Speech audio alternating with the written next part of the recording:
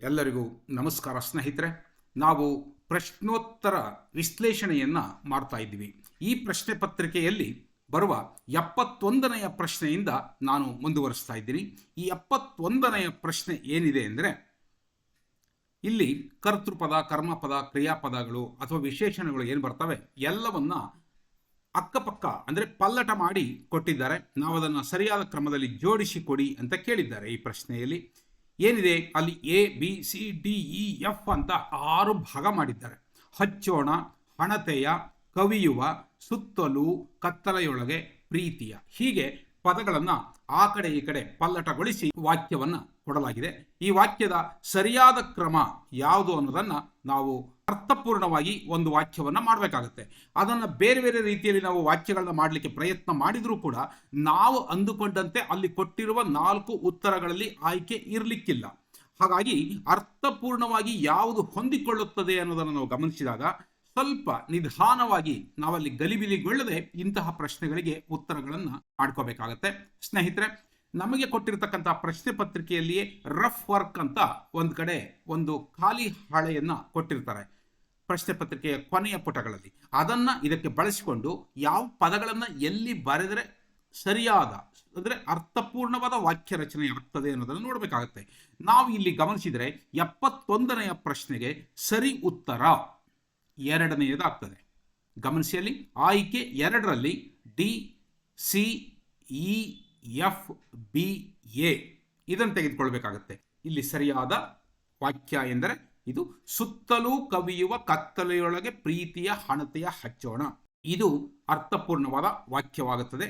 ಹೀಗಾಗಿ ನಾವು ಆಯ್ಕೆ 2ಅನ್ನ ಸರಿ ಉತ್ತರ ಅಂತ ಆಯ್ಕೆ ಮಾಡ್ಕೋಬೇಕಾಗ್ತದೆ. ಮುಂದಿನ ಪ್ರಶ್ನೆಗೆ ಹೋಗೋಣ. 72ನೆಯ ಪ್ರಶ್ನೆಯನ್ನು ಗಮನಿಸೋಣ ಸ್ನೇಹಿತರೆ. ಈ ಕೆಳಗಿನವುಗಳಲ್ಲಿ ಅನುನಾಸಿಕ ಸಂಧಿಗೆ ಉದಾಹರಣೆ ಯಾವುದು ಅಂತ ಕೇಳಿದ್ದಾರೆ. ನಾವಲ್ಲಿ ಗಮನಿಸಬಹುದು, 1 ವಾಗ್ಮಯ ಅಂತ ಕೊಟ್ಟಿದ್ದಾರೆ, 2ನೇದು ಜಗಜ್ಯೋತಿ, 3ನೇದು ಷಡಾನನ, 4ನೇದು ವನೌಷಧಿ ಅಂತ ಇದೆ. ಅಲ್ಲಿ ನಾವು ಈಗಾಗಲೇ ಹಿಂದೆ ಕನ್ನಡ ಮತ್ತು ಸಂಸ್ಕೃತ ಸಂಧಿಗಳ ಬಗೆಗೆ ಹೆಚ್ಚಿನ ವಿವರಣೆಯನ್ನು ಕೊಟ್ಟಿದ್ದೇನೆ. ಮೊದಲನೆಯ ಅಥವಾ 2ನೆಯ ಸಂಚಿಕೆಯನ್ನು ನೀವು ಇನ್ನೊಮ್ಮೆ ಗಮನಿಸಬಹುದು. ಅನುನಾಸಿಕ ಸಂಧಿಯ ಬಗ್ಗೆಯೂ ಕೂಡ ನಾನು ಹೇಳಿದ್ದೆ. ನೀವು ಈಗಲೂ ಕೂಡ ನೀವು ನೆನಪಿಸಿಕೊಳ್ಬಹುದು. ಪೂರ್ವ ಪದ ಅಂತ್ಯದಲ್ಲಿ ಬರುವ ವರ್ಗೀಯ ವ್ಯಂಜನಗಳಿಗೆ ಯಾವುದೇ ಅನುನಾಸಿಕಗಳು ಪರವಾಗಿ ಬಂದಾಗ ಅಲ್ಲಿ ಸಂಧಿಯಾದರೆ ಪೂರ್ವ ಪದ ಅಂತ್ಯದಲ್ಲಿ ಬರುವಂತಹ ವರ್ಗೀಯ ವ್ಯಂಜನ ಯಾವುದಿರುತ್ತದೆಯೋ ಆ ವರ್ಗೀಯ ವ್ಯಂಜನದ ಅನುನಾಸಿಕವೇ ಆದೇಶವಾಗಿ ಬಂದು ಅಲ್ಲಿ ಸಂಧಿಯಾಗುತ್ತದೆ ಎಂಬುದನ್ನು ಗಮನಿಸಿದ್ದೆವು. ಸನ್ಮಾನ ಎನ್ನುವುದನ್ನು ಅಲ್ಲಿ ಕೊಟ್ಟಿದ್ರು. ಇದೇ ಪ್ರಶ್ನೆ ಪತ್ರಿಕೆಯಲ್ಲಿ ಕೊಟ್ಟಿದ್ದನ್ನು ನೀವು ನೆನಪಿಸ್ಕೊಳ್ಬೇಕು. ಸತ್ ಪ್ಲಸ್ ಮಾನ ಅಂದಾಗ ತಕಾರ ಇತ್ತು ಪೂರ್ವ ಪದ ಅಂತ್ಯದಲ್ಲಿ, ಕೂಡಿದಾಗ ಸನ್ಮಾನ ಅಂತ ಬಂದಾಗ ನಾ ಹೇಳ್ತಾ ಇದ್ದೆ ನಾನು. ತಕಾರದ್ದೇ ಆದ ಅನುನಾಸಿಕ ತಕಾರಕ್ಕೆ ಆದೇಶವಾಗಿ ಬಂದಿತ್ತು. ಇಲ್ಲಿ ನಾವು ಗಮನಿಸಬೇಕು. ಇಲ್ಲಿ ಸರಿ ಉತ್ತರ ಈಗಾಗಲೇ ನಿಮಗೆ ನೆನಪಾಗಬಹುದು. ಇಲ್ಲಿ ನಮಗೆ ಆಯ್ಕೆ 1 ಇಲ್ಲಿರ್ತಕ್ಕಂಥ ಉತ್ತರಗಳು ಏನು ಕೊಟ್ಟಿದ್ದಾರೆ ಅವರು, ಜಗಜ್ಯೋತಿ, ಷಡಾನನ, ವನೌಷಧಿ ಉಳಿದವರು ಕೊಟ್ಟಿದ್ದಾರೆ. ನಮಗೆ ಆಯ್ಕೆ 1ರಲ್ಲಿ ಬರುವ ವಾಗ್ಮಯ ಅಂತ ಯಾವುದನ್ನು ಕರಿತೀವಿ ಅದು ವಾಕ್ ಪ್ಲಸ್ ಮಯ. ಇಲ್ಲಿ ವಾಕ್ ಅನ್ಬೇಕಾದ್ರೆ ಪೂರ್ವ ಪದ ಕ ಇದೆ, ಪ್ಲಸ್ ಉತ್ತರ ಪದದಲ್ಲಿ ಆದಿಯಲ್ಲಿ ಅನುನಾಸಿಕ ಮಾ ಬಂದಿದೆ. ಮಯ ಅನ್ಬೇಕಾದ್ರೆ ವಾಕ್ ಪ್ಲಸ್ ಮಯ ಅಂದಾಗ ಅಲ್ಲಿ ಕಕಾರದ್ದೇ ಅನುನಾಸಿಕ ಆದೇಶವಾಗಿ ಬಂದಿದೆ. ಅಂದ್ರೆ ನ್ಯ ಅಂತ ಯಾವುದನ್ನು ಕರಿತೀವಿ ನಾವು, ಅದು ಕಕಾರದ ಅನುನಾಸಿಕ ನ್ಯ ಬಂದು ಅಲ್ಲಿ ವಾನ್ಮಯ ಎಂದಾಗಿದೆ. ಇದು ಅನುನಾಸಿಕ ಸಂಧಿಗೆ ಉದಾಹರಣೆ. ನಾವು ಅನುನಾಸಿಕ ಸಂಧಿಯ ನಿಯಮವನ್ನು ಮನದಟ್ಟು ಮಾಡ್ಕೋಬೇಕಾಗುತ್ತೆ ಸ್ನೇಹಿತರೆ. ಮತ್ತೊಂದ್ಸಲ ಹೇಳ್ತಾ ಇದ್ದೀನಿ, ಪೂರ್ವ ಪದ ಅಂತ್ಯದಲ್ಲಿ ಬರುವಂತಹ ವರ್ಗೀಯ ವ್ಯಂಜನಗಳಿಗೆ ಯಾವುದೇ ವರ್ಗೀಯ ವ್ಯಂಜನ ಬಂದಿರಲಿ ಅದಕ್ಕೆ ಎದುರಾಗಿ ಯಾವುದೇ ಅನುನಾಸಿಕ ಬರಲಿ, ಸಂಧಿಯಾದಾಗ ಪೂರ್ವ ಪದ ಅಂತ್ಯದಲ್ಲಿ ಬರುವ ವರ್ಗೀಯ ವ್ಯಂಜನ ಯಾವುದು ಬಂದಿರುತ್ತದೆಯೋ ಅದರದೇ ಆದ ಅನುನಾಸಿಕ ಅದಕ್ಕಾದೇಶವಾಗಿ ಬರುತ್ತದೆ. ಉತ್ತರ ಪದದ ಆದಿಯಲ್ಲಿ ಯಾವುದೇ ಅನುನಾಸಿಕ ಇರಲಿ, ಆದರೆ ಪೂರ್ವ ಪದ ಅಂತ್ಯದಲ್ಲಿ ಬರುವಂತಹ ವರ್ಗೀಯ ವ್ಯಂಜನದ ಅನುನಾಸಿಕ ಆದೇಶವಾಗಿ ಬರುತ್ತದೆ ಎಂಬುದು ನೆನಪಾಗಬೇಕು. ಉದಾಹರಣೆಗೆ ನಾನು ಹಿಂದೆ ಕೊಟ್ಟಿದ್ದನ್ನು ಮತ್ತೆ ಹೇಳ್ತಾ ಇದ್ದೀನಿ. ಇಲ್ಲಿ ಷಟ್ ಪ್ಲಸ್ ಮಾಸ ಅಂದಾಗ ಷಣ್ಮಾಸ, ಟಕಾರದ್ದೇ ಆದ ಅನುನಾಸಿಕ ಣ ಬರೋದನ್ನು ಗಮನಿಸಬಹುದು. ಷಟ್ ಪ್ಲಸ್ ಮುಖ ಷಣ್ಮುಖ, ಸತ್ ಪ್ಲಸ್ ಮಾನ ಸನ್ಮಾನ, ಚಿತ್ ಪ್ಲಸ್ ಮಯ ಚಿನ್ಮಯ, ಹೀಗೆ ನೋಡ್ಬೋದು. ಇಲ್ಲಿ ಕೊಟ್ಟಿರ್ತಕ್ಕಂಥ ಉದಾಹರಣೆಗಳನ್ನು ನೋಡಿದರೆ ನೀವು ವ್ಯಾಕರಣದ ತರಗತಿಯಲ್ಲಿ ಇನ್ನೂ ವಿವರವಾಗಿ ತಿಳಿದುಕೊಳ್ಳೋಣ. ಇಲ್ಲಿ ಜಗತ್ ಪ್ಲಸ್ ಜ್ಯೋತಿ ಎನ್ನುವುದನ್ನು ಕೊಟ್ಟಿದ್ದಾರೆ. ಜಗಜ್ಯೋತಿ ಅಂತ ಕೊಟ್ಟಿದ್ದಾರೆ. ನಾವು ಬರೆಯುವಾಗ ಸರಿಯಾಗಿ ಕಾಗುಣಿತಗಳನ್ನು ಬರೀಬೇಕಾಗತ್ತೆ ಸ್ನೇಹಿತರೆ. ಜಗಜ್ಯೋತಿ ಅಂತ ಆಡು ಭಾಷೆಯಲ್ಲಿ ಬಳಸ್ತೀವಿ, ಹಾಗೆ ಬರೆದು ಬಿಡ್ತಾರೆ. ಇನ್ನೊಮ್ಮೆ ತರಗತಿಯಲ್ಲಿ ಸರಿಯಾದ ರೂಪ ಯಾವುದು ಅಂತ ಕೇಳ್ತಾರೆ. ಕೆಲವು ಒಂದೇ ಪದವನ್ನ ಬೇರೆ ಬೇರೆ ರೂಪದಲ್ಲಿ ಕೊಟ್ಟು ಸ್ವಲ್ಪ ಸ್ವಲ್ಪ ಕಾಗುಣಿತ ದೋಷಗಳನ್ನಾಗಿ ಮಾಡಿಕೊಟ್ಟು ಸರಿಯಾದ ರೂಪ ಯಾವುದು ಅಂತ ಯಾವುದೋ ಒಂದನ್ನು ಮಾತ್ರ ನಾವು ಆರಿಸ್ಬೇಕಾಗತ್ತಲ್ವೇ. ಜಗಜ್ಯೋತಿ ಅಂತ ಇಲ್ಲಿ ಕೊಟ್ಟಿದಾರಲ್ಲ, ಇಲ್ಲಿ ಕೊಟ್ಟಿರುವ ಜಗಜ್ಯೋತಿ ಎನ್ನುವುದು ಸರಿಯಾದ ರೂಪ ಅಲ್ಲ.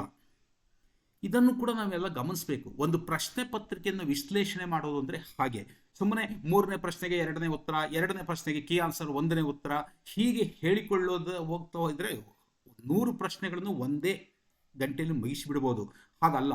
ಈಗ ನೋಡಿ, ಈ ಜಗಜ್ಯೋತಿ ಅಂತ ಇಲ್ಲಿ ಮುದ್ರಣ ಆಗಿದೆ. ನಾವು ಬರೆಯುವಾಗ ಬಹಳಷ್ಟು ಜನ ಹಾಗೆ ಬರೀತಾರೆ, ಜಗತ್ ಪ್ಲಸ್ ಜ್ಯೋತಿ ಜಗಜ್ಯೋತಿ ಆಗಿಬಿಡುತ್ತದೆಯಾ? ಅಲ್ಲ. ಅಲ್ಲಿ ನಾವು ಆ ಯಾವುದು ಶುತ್ವ ಸಂಧಿ ಅಂತ ಕರಿತೀವಿ, ವ್ಯಾಕರಣದ ತರಗತಿಯಲ್ಲಿ ಇನ್ನೂ ವಿವರವಾಗಿ ತಿಳಿದುಕೊಳ್ಳೋಣ. ಆದರೆ ಜಗಜ್ಯೋತಿ ಅನ್ಬೇಕಾದ್ರೆ ಜಗತ್ ಪ್ಲಸ್ ಜ್ಯೋತಿ, ಜ್ಯೋ ಅನ್ಬೇಕಾದ್ರೆ ಜಕೋತ್ ಮುಂದಿರ್ಗ ಜೋಗೆ ಯಾವತ್ತು ಇದೆ ನಿಜ. ಆದರೆ ತಕಾರ ಇದೆಯಲ್ಲ ಜಗತ್ ಅನ್ಬೇಕಾದ್ರೆ ಆ ತಕಾರಕ್ಕೊಂದು ಜಕಾರ ಆದೇಶವಾಗುತ್ತದೆ ಶುತ್ವ ಸಂಧಿಯಲ್ಲಿ. ನಾವು ನೆನಪು ಮಾಡ್ಕೋಬೇಕು ಶುತ್ವ ಸಂಧಿಯ ನಿಯಮವನ್ನ. ಇವೆಲ್ಲ ಸಂಸ್ಕೃತದಲ್ಲಿ ಬರುವ ವ್ಯಂಜನ ಸಂಧಿಗಳು. ಈಗ ಜಗಜ್ಯೋತಿಯಿಂದ ಏನ್ ತಪ್ಪಾಗಿದೆ ಅಲ್ಲಿ? ಜಗಜ್ಯೋತಿ ಅನ್ಬೇಕಾದ್ರೆ ಜೋಗೆ ಯಾವತ್ತು ಮಾತ್ರವಲ್ಲ, ಜ್ಯೋಗೆ ಇನ್ನೊಂದು ಜಾವತ್ತು ಬರಬೇಕಲ್ಲಿ. ಜಗತ್ ಅನ್ಬೇಕಾದ್ರೆ ತಕಾರಕ್ಕೊಂದು ಜ ಆದೇಶ ಆಗಿದೆ. ಇದನ್ನ ನಮ್ಮ ಪಂಡಿತರುಗಳು ಅದನ್ನ ಗಮನಿಸಿದ್ರು, ಸರಿಯಾಗಿ ಮುದ್ರಿಸಿದ್ದಾರೆ. ಆದರೆ ಬರ್ತಾ ಬರ್ತಾ ಮಾರ್ಕೆಟ್ಗಳಲ್ಲಿ ಸಿಗುವಂಥ ಪುಸ್ತಕಗಳನ್ನು ಗಮನಿಸಿದ್ದೇನೆ. ದಯವಿಟ್ಟು ಅರ್ಥ ಮಾಡ್ಕೊಳ್ಳಿ ಸ್ನೇಹಿತರೆ. ಈಗ ನೋಡಿ, ನಾನು ಯಾವಾಗಲೂ ಹೇಳ್ತಾ ಇರ್ತೀನಿ, ನಮ್ಮ ಕನ್ನಡ ಸಾಹಿತ್ಯ ಪರಿಷತ್ತು ಮುದ್ರಿಸಿದಂಥ, ಇದು ಸ್ವಾತಂತ್ರ್ಯ ಪೂರ್ವದಲ್ಲಿ ಮುದ್ರಿಸಿದಂತಹ ಒಂದು ಪುಸ್ತಕ, ಕನ್ನಡ ವ್ಯಾಕರಣ ದರ್ಪಣ. ಶ್ರೀಚ ನಂದಿಮಠ ಅಂತ ಕನ್ನಡ ವಿಶ್ವವಿದ್ಯಾಲಯದಲ್ಲಿ ಪ್ರಾಧ್ಯಾಪಕರಾಗಿದ್ದವರು. ಅವರು ಒಂದು ಸಮಿತಿಯನ್ನು ಮಾಡಿಕೊಂಡು ಹಿಂದೆ ಇದ್ದಂಥ ಸ್ವಾತಂತ್ರ್ಯ ಪೂರ್ವದಲ್ಲಿ ಇದ್ದಂಥ ಕನ್ನಡ ಪಂಡಿತರುಗಳು, ಚೆನ್ನಪ್ಪ ಎರೆಸೀಮೆ ಅಂತ ಕೇಳಿರಬೇಕು ನೀವು, ಸಾಹಿತ್ಯದ ವಿದ್ಯಾರ್ಥಿಗಳಿಗೆ ಗೊತ್ತಿರ್ತದೆ. ಸಾರಸ್ವತ ಲೋಕದಲ್ಲಿ ಪಂಡಿತರು ಅಂತಲೇ ಪ್ರಸಿದ್ಧರಾಗಿದ್ದವರು. ಒಬ್ಬ ಪ್ರೌಢಶಾಲೆಯ ಕನ್ನಡ ಅಧ್ಯಾಪಕರಾಗಿ ತಮ್ಮ ಕರ್ತವ್ಯವನ್ನು ನಿರ್ವಹಿಸ್ತಾ ಕನ್ನಡ ನಾಡಿಗೆ, ಕನ್ನಡ ಸಾಹಿತ್ಯಕ್ಕೆ, ಅದರಲ್ಲೂ ಶಾಸ್ತ್ರ ಸಾಹಿತ್ಯಕ್ಕೆ ತಮ್ಮದೇ ಆದ ಕೊಡುಗೆಯನ್ನು ಕೊಟ್ಟು ಹೋದಂಥ ಚೆನ್ನಪ್ಪ ಎರೆಸೀಮೆ ಎನ್ನುವರು ಈ ಪುಸ್ತಕದ ಸಮಿತಿಯಲ್ಲಿ ಇದ್ದುಕೊಂಡು ಈ ಪುಸ್ತಕ ರಚನೆಗೆ ಕೈ ಜೋಡಿಸಿದ್ದಾರೆ. ಇನ್ನೊಬ್ಬರು ರೇವಣ್ಣಪ್ಪ ಅಂತ, ಅವರಿಬ್ಬರೂ ಕೂಡ ಈ ಪುಸ್ತಕ ರಚಿಸಲಿಕ್ಕೆ ಒಂದು ಸಮಿತಿಯನ್ನು ಮಾಡಿಕೊಂಡು ಆ ಸಮಿತಿಯಲ್ಲಿ ಸಕ್ರಿಯವಾಗಿ ದುಡಿದಿದ್ದಾರೆ. ಇಬ್ಬರೂ ಕೂಡ ಅಂದರೆ ಈ ನಾನು ಹೇಳ್ತಾ ಇರೋದು ಒಬ್ಬ ಪ್ರೌಢಶಾಲೆಯ ಪಂಡಿತರಾಗಿ ರೇವಣ್ಣಪ್ಪನವರು ಮತ್ತು ಎರೆಸೀಮೆ ಚೆನ್ನಪ್ಪನವರು ಅಂತ.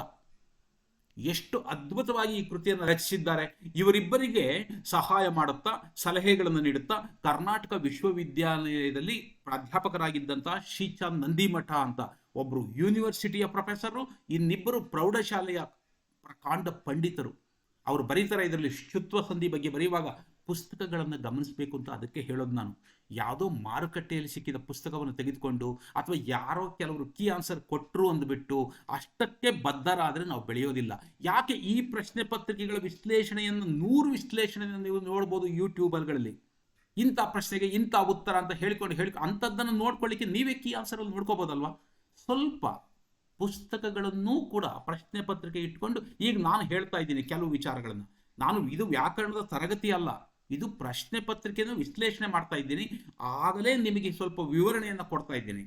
ದಯವಿಟ್ಟು ವ್ಯಾಕರಣದ ಪುಸ್ತಕಗಳನ್ನು, ಅಧಿಕೃತವಾದ ಪುಸ್ತಕಗಳನ್ನು, ನಾನು ಮತ್ತೆ ಮತ್ತೆ ಹೇಳ್ತೀನಿ, ಪ್ರೌಢಶಾಲೆಯ ಕನ್ನಡ ಪುಸ್ತಕಗಳು ಇವೆಲ್ಲ ಇವತ್ತು, ಅವುಗಳನ್ನು ತೆಗೆದುಕೊಳ್ಳಿ. ಯಾವುದೇ ಮಾರುಕಟ್ಟೆಯಲ್ಲಿ ಸಿಗುವಂತಹ ಯಾವುದೇ ಪುಸ್ತಕ ತೆಗೆದುಕೊಳ್ಳಕ್ಕೆ ಹೋಗದಿದ್ರು ಕೂಡ. ಇದು ಸಾಹಿತ್ಯ ಪರಿಷತ್ತು ಮುದ್ರಿಸಿದಂತಹ ಪುಸ್ತಕ. ನಾನು ಹೇಳಿದ್ನಲ್ಲ, ರೇವಣ್ಣಪ್ಪನವರು, ಚೆನ್ನಪ್ಪ ಎರೆಸೀಮೆಯವರು ಪಂಡಿತರು, ಪ್ರಕಾಂಡ ಪಂಡಿತರವರು. ಪ್ರೌಢಶಾಲೆಯ ಕನ್ನಡವನ್ನು ಎಷ್ಟು ಚೆನ್ನಾಗಿ ಬೋಧಿಸ್ತಾ ಇದ್ರು ಅವರು. ಅದು ಎಷ್ಟು ಚೆನ್ನಾಗಿ ಪ್ರೌಢಶಾಲಾ ವಿದ್ಯಾರ್ಥಿಗಳಿಗೆ ಅಥವಾ ಎಲ್ಲ ವಿದ್ವತ್ಪೂರ್ಣವಾದ ಯಾವುದೇ ಮೇಷ್ಟ್ರುಗಳಿಗೂ ಕೂಡ ಅನುಕೂಲ ಆಗ್ತಕ್ಕಂಥ ಒಂದು ಪುಸ್ತಕ ಇದು. ಶ್ರೀಚ ನಂದಿಮಠ ಅವರು, ಚೆನ್ನಪ್ಪ ಎರೆಸೀಮೆಯವರು, ರೇವಣ್ಣಪ್ಪನವರು ಸೇರಿ ಬರೆದಿರತಕ್ಕಂಥ ಒಂದು ಪುಸ್ತಕ ಈಗ ನಮ್ಮ ಬೆಂಗಳೂರಿನ ಚಾಮರಾಜಪೇಟೆಯಲ್ಲಿರುವ ಕನ್ನಡ ಸಾಹಿತ್ಯ ಪರಿಷತ್ನಲ್ಲಿ ಲಭ್ಯ ಇದೆ ಸ್ನೇಹಿತರೆ. ಬೇಕಾದವರು ತೆಗೆದುಕೊಳ್ಳಿ.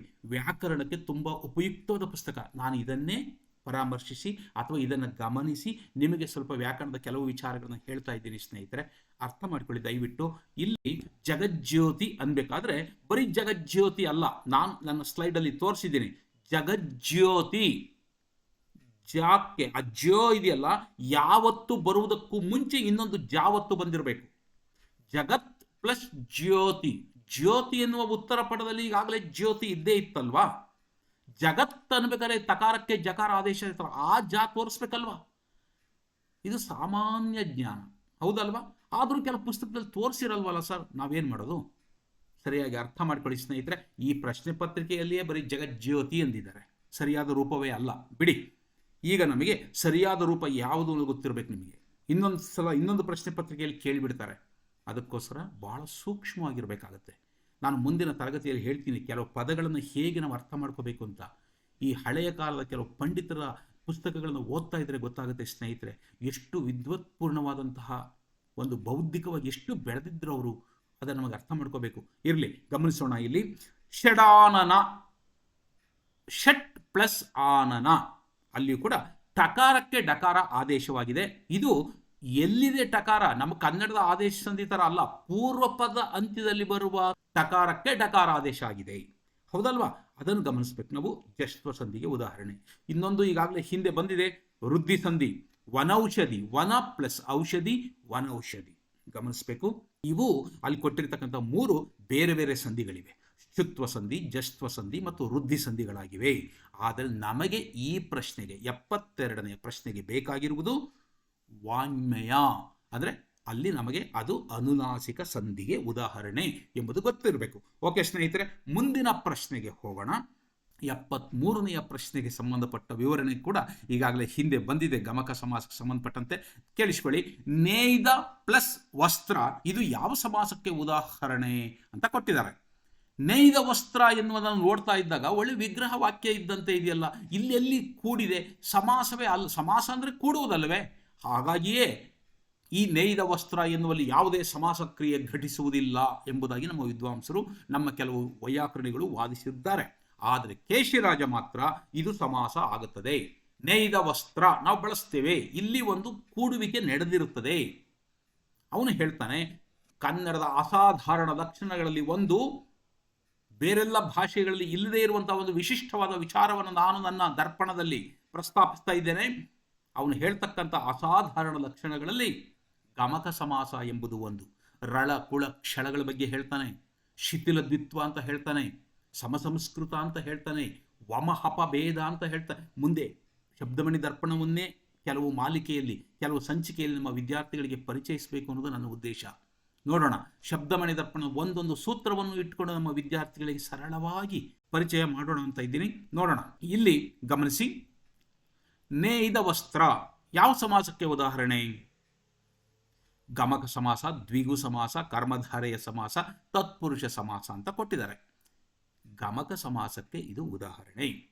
ಸ್ನೇಹಿತರೆ, ನಾವು ಹಿಂದೆ ಒಮ್ಮೆ ಇದರ ನಿಯಮವನ್ನು ಗಮನಿಸಿದ್ವಿ.